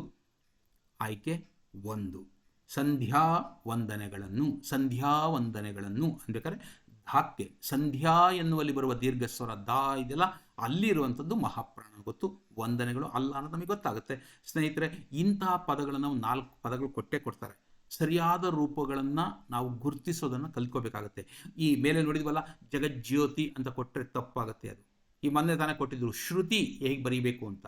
ನಾವೆಲ್ಲ ಶಾಕ್ ಕೊಟ್ಟರು ಸುಳಿ ಶ್ರೂ ಬರೆದ್ಬಿಟ್ಟು ಶ್ರುತಿ ಬರೆಯೋದನ್ನು ರೂಢಿ ಮಾಡ್ಕೊಂಡ್ಬಿಟ್ಟಿದ್ದೀವಿ ಅಂತಾರೆ ಬಹಳಷ್ಟು ಜನ ವಿದ್ಯಾರ್ಥಿಗಳು. ಇಲ್ಲ, ಶೂ ಶಾಕೊಂಬು ಶೂ ಬರೆದು ಅದಕ್ಕೆ ರಾವತ್ತು ಬರೆಯುವುದು ಸರಿಯಾದ ರೂಪ, ಅರ್ಥಪೂರ್ಣವಾದ ಪದ ಆಗ್ತದೆ. ಮುಂದೆ ವ್ಯಾಕರಣ ತರಗತಿಯಲ್ಲಿ ಮಾತಾಡೋಣ ಅದರ ಬಗ್ಗೆ. ಇಲ್ಲಿ ನಮಗೆ 82ನೆಯ ಪ್ರಶ್ನೆಗೆ ಸರಿ ಉತ್ತರ 1, ಸಂಧ್ಯಾ ವಂದನೆಗಳನ್ನು. ಅಲ್ಲಿ ಮಹಾಪ್ರಾಣ ಸಂಧ್ಯಾ ಇದೆಯಲ್ಲ, ಅದು ದೀರ್ಘ ಮತ್ತು ಮಹಾಪ್ರಾಣ ಇರಬೇಕು ಅನ್ನೋದು ಗೊತ್ತಾಗಬೇಕು ನಮಗೆ. ಓಕೆ, 83ನೆಯ ಪ್ರಶ್ನೆ, ಒಂದು ಹಳಗನ್ನಡ ವಿಭಕ್ತಿ ಪ್ರತ್ಯಯಕ್ಕೆ ಹೊಸಗನ್ನಡ ವಿಭಕ್ತಿ ಪ್ರತ್ಯಯವನ್ನು ಕೊಟ್ಟು ಅದೇ ಥರ ಮತ್ತೆ ಹಳಗನ್ನಡ ಕೊಟ್ಟು ಮುಂದಿನದು ಏನು ಅಂತ ಕೇಳಿದ್ದಾರೆ. ಅದಕ್ಕೆ ಊ. ಅತ್ತಣಿಂ ಕ್ವಶನ್ ಏನಿದೆ, ಪ್ರಶ್ನೆ ಹಾಕಿದ್ದಾರೆ. ಹಳಗನ್ನಡದಲ್ಲಿ ಹೊಸಗನ್ನಡದಲ್ಲಿ ಊ. ಅತ್ತಣಿಂ ಹಳಗನ್ನಡ ವಿಭಕ್ತಿ ಪ್ರತ್ಯಯ, ಹೊಸಗನ್ನಡದಲ್ಲಿ ಏನಾಗುತ್ತೆ ಅಂತ ಕೊಟ್ಟಿದ್ದಾರೆ. ಹೊಸಗನ್ನಡ ವಿಭಕ್ತಿ ಪ್ರತ್ಯಯಗಳು ಮತ್ತು ಹಳಗನ್ನಡ ವಿಭಕ್ತಿ ಪ್ರತ್ಯಯಗಳ ಪರಿಚಯ ಇದ್ದವರಿಗೆ ನಾನು ಹಿಂದಿನ ಸಂಚಿಕೆಯಲ್ಲಿ ಮಮಿಂಕೇದೊಳಿಂ ಕೇಶರಾಜ ಹೇಳಿದ್ದೀನಿ. ಅದನ್ನು ಓದ್ಕೊಂಡಿದ್ದವರಿಗೆ ಇದು ಏನು ಅಲ್ಲ ಪ್ರಶ್ನೆ, ಭಾಳ ಸುಲಭ ಆಗ್ತದೆ. ದೆಸೆಯಿಂದ 1. ಅನ್ನು ಆ ಅಂತ ಕೊಟ್ಟಿದ್ದಾರೆ, ಆ ಅಲ್ಲ. ಗೆ ಅದು ಅಲ್ಲ. ನಮಗೆ 1ನೇ ಉತ್ತರ ಅಂದರೆ 83ನೇ ಪ್ರಶ್ನೆಗೆ ಆಯ್ಕೆ 1, ದೆಸೆಯಿಂದ ಎಂಬುದು ಸರಿ ಉತ್ತರ. ಅತ್ತಣಿಂ ಅಂದರೆ ದೆಸೆಯಿಂದ. 84ನೆಯ ಪ್ರಶ್ನೆಗೆ ಹೋಗೋಣ. ಗಾದೆಯನ್ನು ಪೂರ್ತಿಗೊಳಿಸಿ. ಬರುವುದು ಕಡಿಮೆ ಆದರೂ ಡ್ಯಾಶ್ ಹಾಕಿದ್ದಾರೆ. ಇರುವುದು ತಪ್ಪಲಿಲ್ಲ, ತೆರೋದು ತಪ್ಪಲಿಲ್ಲ, ಏನೂ ಉಳಿಸ್ಲಿಲ್ಲ, ಹೋಗೋದು ತಪ್ಪಲಿಲ್ಲ. ಇಲ್ಲಿ ಪ್ರಾಸ ನಾನು ಹಿಂದೆ ಒಂದ್ಸಲ ಬಂದಿತ್ತು, ಈಗಾಗಲೇ ಯಾವುದೋ ಒಂದು ಗಾದೆ ಕೊಟ್ಟಿದ್ರು. ಆ ಗಾದೆ ಬಗ್ಗೆ ವಿವರಣೆ ಕೊಡಬೇಕಾದ್ರೆ ಹೇಳಿದ್ದೆ, ನಮ್ಮ ಗಾದೆಗಳು ಅರ್ಥಪೂರ್ಣವಾಗಿರುತ್ತವೆ, ಒಂದು ಸಂದೇಶವನ್ನು ಕೊಡುವಂತಿರುತ್ತವೆ, ಕೆಲವೊಮ್ಮೆ ವಿಡಂಬನಾತ್ಮಕವಾಗಿರುತ್ತವೆ, ಕೆಲವೊಮ್ಮೆ ಭಾಳ ಹಾಸ್ಯಮಯವಾಗಿರುತ್ತವೆ. ನಾನು ಹೇಳ್ತಾ ಇದ್ದೆ ಕೆಲವನ್ನು. ಬಾಳೆಗೊಂದೇ ಗೊನೆ, ಬಾಳುವವಳಿಗೊಂದೇ ಮನೆ. ಅಲ್ಲಿ ಯಾವುದೋ ಒಂದು ಅಂತ್ಯಪ್ರಾಸದಿಂದ ಕೂಡಿರೋದನ್ನು ಕೂಡ ಗಮನಿಸ್ತಾ ಇದ್ವಿ. ಏನೋ ಒಂದು ಸಂದೇಶವನ್ನು ಕೊಡುತ್ತಿರ್ತವೆ. ನಾನು ಅಲ್ಲಿ ವಿವರಣೆ ಕೊಟ್ಟಿದ್ದೆ, ಸ್ವಲ್ಪ ಹೆಚ್ಚಿನ ವಿವರಣೆಯನ್ನೇ ಕೊಟ್ಟಿದ್ದೆ. ಗಾದೆಗಳು ಅನುಭವಜನ್ಯವಾಗಿ ಬಂದಿರುತ್ತವೆ. ವೇದಗಳು ಸುಳ್ಳಾದರೂ ಗಾದೆಗಳು ಸುಳ್ಳಾಗಲ್ಲ ಅನ್ನೋ ಕಾರಣ ಏನು ಅಂದರೆ ಅವು ಅನುಭವದಿಂದ ಕಟ್ಟಿಕೊಟ್ಟಿರ್ತಾರೆ. ಹಾಗಾಗಿ ಅನುಭವವೇ ಅವರಲ್ಲಿ ಮಡುಗಟ್ಟಿರೋದ್ರಿಂದ ಅವು ಯಾವತ್ತೂ ಸುಳ್ಳಾಗಲಿಕ್ಕೆ ಸಾಧ್ಯ ಇಲ್ಲ ಅನ್ನೋ ಒಂದು ನಂಬಿಕೆ ಇತ್ತು. ಆದರೆ ಇವತ್ತು ಸ್ವಲ್ಪ ಕೆಲವು ಗಾದೆಗಳೂ ಸುಳ್ಳಾಗುತ್ತಿವೆ ಅಂತ ಕೆಲವರು ವಾದ ಮಾಡ್ತಾರೆ. ಇರಲಿ, ಇಲ್ಲಿ ಗಮನಿಸೋಣ, ಸ್ವಲ್ಪ ಅರ್ಥ ಗಮನಿಸೋಣ. ಬರುವುದು ಅಂದರೆ ಇಲ್ಲಿ ಆದಾಯ ಅನ್ನೋ ಅರ್ಥ ತಗೋಬೇಕು. ಆದಾಯ ಬರೋದು ಕಡಿಮೆ ಆದರೂ, ಆದಾಯ ನಮಗೆ ಬರೋದು, ನಾವು ದುಡಿಯೋವಂಥ ಆದಾಯ ಕಡಿಮೆ ಇದ್ದರೂ ಅಲ್ಲಿ ನೋಡಿ, ಅಲ್ಲಿ ಅದಕ್ಕೆ ಯಾವುದು ಹೊಂದ್ಕೊಳ್ಳುತ್ತೆ. ಬರುವುದು ಕಡಿಮೆ ಆದರೂ ಇರುವುದು ತಪ್ಪಲಿಲ್ಲ. ಏನು ಅರ್ಥ ಅಷ್ಟೊಂದು ಸೂಕ್ತ ಅನಿಸಲ್ಲ. ಬರುವುದು ಕಡಿಮೆ ಆದರೂ ತೆರೋದು ತಪ್ಪಲಿಲ್ಲ. ತೆರೋದು ಅಂದರೆ ಕೊಡೋದು, ಮತ್ತೊಬ್ಬರಿಗೆ ಕೊಟ್ಬಿಡೋದು. ಈಗ ತೆರಿಗೆಯನ್ನು ಕೊಡುವುದು. ಬರೋ ಆದಾಯ ಕಡಿಮೆ, ಆದರೆ ನಾವು ಕೊಡೋ ಹಣವೇ ಜಾಸ್ತಿ. ಇಲ್ಲಿ ಇರುವ ತಪ್ಪಲಿಲ್ಲ ಅಲ್ಲ, ತೆರುವುದು ತಪ್ಪಲಿಲ್ಲ. ಸರಿಯಾದ ಉತ್ತರ ಅದೇನೆ. ಬರುವುದು ಕಡಿಮೆ ಆದರೂ ಏನೂ ಉಳಿಸ್ಲಿಲ್ಲ, ಬರುವುದು ಕಡಿಮೆ ಆದರೂ ಹೋಗೋದು ತಪ್ಪಲಿಲ್ಲ. ಇವೆಲ್ಲವೂ ಏನೋ ಅರ್ಥ ಕೊಡುತ್ತವೆ. ಆದರೆ ಗಾದೆಯ ಪರಿಚಯ ಇದ್ದವರಿಗೆ ಈ ಗಾದೆಯನ್ನು ಎಲ್ಲಾದರೂ ಕೇಳಿ ಕಿವಿ ಮೇಲೆ ಬಿದ್ದಿದ್ರೆ ನಾವು ಇದನ್ನು ನೆನಪು ಮಾಡ್ಕೋಬೇಕು. ಮತ್ತು ಈ ಗಾದೆಗೆ ಎಲ್ಲಿ ಅರ್ಥ ಸರಿಯಾಗಿ ಹೆಚ್ಚು ಅರ್ಥಪೂರ್ಣವಾಗಿ ಹೊಂದಿಕೊಳ್ತದೆ ಅನ್ನೋದನ್ನು ನೋಡಬೇಕು. ಬರುವುದು ಕಡಿಮೆ ಆದರೂ ತೆರೋದು ತಪ್ಪಲಿಲ್ಲ ಅಂದರೆ ಆದಾಯ ಕಡಿಮೆ ಇದೆ, ಆದರೆ ಕೊಡಬೇಕಾಗಿದ್ದೇ ಜಾಸ್ತಿ ಇದೆ, ಅದಂತೂ ತಪ್ಪಲೇ ಇಲ್ಲ ಎನ್ನುವುದನ್ನು ಈ ಗಾದೆಯಲ್ಲಿ ಅರ್ಥವನ್ನು ನಾವು ತೆಗೆದುಕೊಳ್ಬೇಕಾಗುತ್ತೆ. ಇಲ್ಲಿ ಬರುವುದು ಕಡಿಮೆ ಆದರೂ ತೆರೋದು ತಪ್ಪಲಿಲ್ಲ ಎನ್ನುವಂಥ ಈ ಉತ್ತರವನ್ನು ಆಯ್ಕೆ ಮಾಡಿಕೊಂಡು ನಾವು ಬರೀಬೇಕಾಗುತ್ತೆ. 84ನೇ ಪ್ರಶ್ನೆಗೆ ಆಯ್ಕೆ 2, ತೆರುವುದು ತಪ್ಪಲಿಲ್ಲ ಎಂಬುದು ಸರಿಯಾದ ಉತ್ತರ ಆಗ್ತದೆ. 85ನೆಯ ಪ್ರಶ್ನೆಗೆ ಹೋಗೋಣ ಸ್ನೇಹಿತರೆ. ಇಲ್ಲಿಯೂ ಕೂಡ ಅಡಿಯಲ್ಲಿ ಗೆರೆ ಎಳೆದ ಪದದ ವಚನ ಪಲ್ಲಟಕ್ಕೆ ಸರಿಯಾದ ವಚನವನ್ನು ಗುರುತಿಸಿ. ಶಿಕ್ಷಣ ಎಲ್ಲ ರಂಗದಲ್ಲೂ ಬದಲಾವಣೆ. ಏನು ಮಾಡಬೇಕು ಇದಕ್ಕೆ? ಅಲ್ಲಿ ಕೊಟ್ಟಿದ್ದಾರೆ ವಚನ ಪಲ್ಲಟ ಅಂದ್ಬಿಟ್ಟು ಎಲ್ಲ ರಂಗಗಳಲ್ಲೂ ಅಂತ ಇರಬೇಕಾ, ಎಲ್ಲ ರಂಗಗಳಲ್ಲಿಯೂ ಅಂತ ಇರಬೇಕಾ, ಎಲ್ಲ ರಂಗಗಳಲ್ಲಿ ಅಂತ ಇರಬೇಕಾ, ಅಥವಾ ಎಲ್ಲ ರಂಗಗಳ ಅಂತ ಇರಬೇಕಾ? ಯಾವುದು ಸರಿ? ಎಲ್ಲ ರಂಗದಲ್ಲೂ ಅಂತ ಅವರೇ ಕೊಟ್ಟಿದ್ದಾರೆ. ಇದನ್ನು ಬಹುವಚನ ಆಗಬೇಕಾದ್ರೆ ಹೇಗಿರಬೇಕು? ಅದಕ್ಕೆ ನಾವು ತಗೋಬೇಕಾಗತ್ತೆ. ಕೆಲವು ವಿದ್ಯಾರ್ಥಿಗಳು ಎಲ್ಲ ರಂಗಗಳಲ್ಲಿಯೂ ಅಂತ ಬರೀಬೇಕು ಅಂತ ವಾದ ಮಾಡಿದರು. ಅಲ್ಲಿ ಕೊಟ್ಟಿರುವುದು ಎಲ್ಲ ರಂಗದಲ್ಲೂ ಅಂತ ಇದೆ ಹೊರತು ಎಲ್ಲ ರಂಗದಲ್ಲಿಯೂ ಅಂತ ಇಲ್ಲ. ಎಲ್ಲ ರಂಗದಲ್ಲೂ ಅನ್ಬೇಕಾದ್ರೆ ಏಕವಚನ ಇದೆ. ಎಲ್ಲ ರಂಗದಲ್ಲೂ ಅಂತ ಇರೋದರಿಂದ, ಸರಿಯಾಗಿ ಗಮನಿಸಿ, ಎಲ್ಲ ರಂಗದಲ್ಲಿಯೂ ಅಂತ ಇಲ್ಲ, ಎಲ್ಲ ರಂಗದಲ್ಲೂ ಅಂತ ಇರೋದರಿಂದ ನಾವು ಕೂಡ ಎಲ್ಲ ರಂಗಗಳಲ್ಲೂ ಅಂತಲೇ ಬರೀಬೇಕು. ಅಲ್ಲಿಯೇ ಪ್ರಶ್ನೆ ಕೊಡುವಾಗ ಎಲ್ಲ ರಂಗಗಳಲ್ಲೂ ಅಂತ ಇದ್ದಿದ್ರೆ ಎಲ್ಲ ರಂಗಗಳಲ್ಲಿಯೂ ಅಂತ ಬರೀಬೋದಿತ್ತು. ಇಲ್ಲಿ ಏನು ಅಂದರೆ, ನಾನು ನಿಮಗೆ ಇಲ್ಲಿ ಹೆಚ್ಚಿನ ವಿವರಣೆ ಕೊಡ್ತಾ ಇಲ್ಲ. ಸಮುಚ್ಚಯ ಅಂತ ಕರಿತೀವಿ, ಊ ಅಂತ ಕರಿತೀವಲ್ವ. ಹಳಗನ್ನಡದಲ್ಲಿ ಬರ್ತಿತ್ತು. ರಾಜನುಂ ಅಂದರೆ ರಾಜನೂ, ಮಂತ್ರಿಯುಂ ಅಂದರೆ ಮಂತ್ರಿಯೂ, ಪಂಪನುಂ ರನ್ನನುಂ ಅಂದರೆ ಪಂಪನೂ ರನ್ನನೂ ಅನ್ನೋ ಅರ್ಥ ಬರ್ತಿತ್ತು ಸಮುಚ್ಚಯ ಅಲ್ಲಿ. ಆ ಸಮುಚ್ಚಯ ಸೇರುವುದಕ್ಕೂ ಮುಂಚೆ ವಿಭಕ್ತಿ ಪ್ರತ್ಯಯ ಬಂದಿದೆ ಇಲ್ಲಿ. ರಂಗದಲ್ಲಿ ಪ್ಲಸ್ ಊ, ರಂಗದಲ್ಲೂ ಆಗಿದೆ. ಸರ್ ಅದು ಗ್ರಾಮ್ಯ ರೂಪ, ಹೌದು, ಕೂಡಿಸ್ಬಿಟ್ಟಿದೆ. ಎಲ್ಲ ರಂಗದಲ್ಲೂ ಆಗಿದೆ. ನಿಜವಾಗಿ ಗ್ರಾಂಥಿಕ ಭಾಷೆಯಲ್ಲಿ ಎಲ್ಲ ರಂಗದಲ್ಲಿಯೂ ಅಂತ ಏಕವಚನ, ಎಲ್ಲ ರಂಗಗಳಲ್ಲಿಯೂ ಎಂಬುದು ಬಹುವಚನ. ಆದರೆ ಪ್ರಶ್ನೆಯನ್ನೇ ಇಲ್ಲಿ ಎಲ್ಲ ರಂಗದಲ್ಲೂ ಅಂತ ಕೊಟ್ಟಿರೋದ್ರಿಂದ ನಾವು ಎಲ್ಲ ರಂಗಗಳಲ್ಲೂ ಎಂಬುದನ್ನು ಆಯ್ಕೆ ಮಾಡ್ಕೋಬೇಕಾಗುತ್ತೆ ಸ್ನೇಹಿತರೆ. 85ನೆಯ ಪ್ರಶ್ನೆಗೆ ಆಯ್ಕೆ 1. ಆಯ್ಕೆ 2 ಅಂತ ಕೆಲವು ವಿದ್ಯಾರ್ಥಿಗಳು ಬರೆದು ಬಂದಿರ್ತಾರೆ, ಆದರೆ ಅವ್ರು ಕೊಡಲ್ಲ. ಎಲ್ಲ ರಂಗಗಳಲ್ಲಿಯೂ ಅಂತ ಬರೆಯೋದು ವ್ಯಾಕರಣ ಪ್ರಕಾರ, ಶಿಷ್ಟ ಕನ್ನಡದ ಪ್ರಕಾರ ಸರಿ ಆಗಿದ್ರೂ ಕೂಡ ಪ್ರಶ್ನೆಯನ್ನು ಗಮನಿಸಿದಾಗ ಅಲ್ಲಿ ರಂಗದಲ್ಲೂ ಅಂತ ಇರೋದ್ರಿಂದ ನಾವು ರಂಗಗಳಲ್ಲೂ ಅಂತಲೇ ಮಾಡ್ಕೋಬೇಕಾಗುತ್ತೆ. ಆಯ್ಕೆ 1 ಸರಿಯಾದ ಉತ್ತರ. ಸ್ನೇಹಿತರೆ, ಹೆಚ್ಚಿನ ಸಂಖ್ಯೆಯಲ್ಲಿ ನೀವು ಸಬ್ಸ್ಕ್ರೈಬ್ ಮಾಡಿ ಮತ್ತು ಬೆಲ್ ಐಕಾನ್ ಒತ್ತುವುದರೊಂದಿಗೆ ನಾವು ಹಾಕ್ತಕ್ಕಂಥ ಸಂಚಿಕೆಗಳನ್ನ ನೋಡಲಿಕ್ಕೆ ಸಾಧ್ಯ ಇದೆ. ಎಲ್ಲರಿಗೂ ಧನ್ಯವಾದಗಳನ್ನು ಹೇಳ್ತಾ, ನಿಮಗೆಲ್ಲರಿಗೂ ಒಳ್ಳೆಯದಾಗಲಿ ಅಂತ ಹಾರೈಸ್ತಾ ನಾನು ಈ ಸಂಚಿಕೆಯನ್ನು ಮುಗಿಸ್ತಾ ಇದ್ದೀನಿ. ಎಲ್ಲರಿಗೂ ಒಳ್ಳೆಯದಾಗಲಿ. ಧನ್ಯವಾದ.